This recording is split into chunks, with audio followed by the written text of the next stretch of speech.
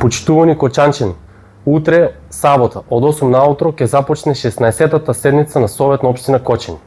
Сакам да ви презентирам што се случува зад превезот на Петровденските игри. Општинската администрација, предводена од ВМРО, ДПМН и коалицијата, предложи точка на дневен ред за покачување на данокот на имот. Данокот на имот сакаа да го покачат за 40%. Што значи тоа? Доколку до сега плаќавте данок 3000 денари, од сега натаму ќе плаќате 4200.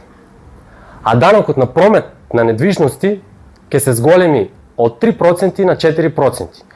Доколку сакате да си купите стан од 80.000 евра, ќе треба да платите 50.000 денари повеќе. И тоа би било во ред, во нормално општество, но пред да се форсираат обврски, треба да се исполнат основните услови. Да има нормален притисок на вода, кога ќе стапнете надвор од вашиот имот, ѓубрето да биде соберено, да нема дупки по улиците и да нема агресивни кучиња бездомници.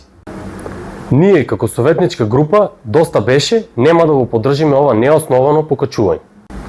Друго важно, од сега натаму, од буџетот на општина Кочани ќе треба да се покрива превозот на средношколците и дел од платата на пожарникарите, затоа што директните средства од владата или блок дотациите не стасуваат. За ова да успееме да го направиме, ќе треба да се скратат 90 милиони од старечкиот дом, ќе треба да се одделат пари од развојните програми, од изградба на патишта и од уредување на градежно земјиште. Централната власт се повеќе и повеќе го стеснува буџетот на општина Кочани. На општина Кочани беа ветени 100 милиони евра, на веќе закрпениот буџет му правиме дупки и ни тече уште повеќе. Наместо ветената помош добиваме дополнителен терет и дополнителни финансиски обврски. Општината мора да научи да биде самоодржлива, а тоа да не е преку продавање на земјиште и качување на даноци.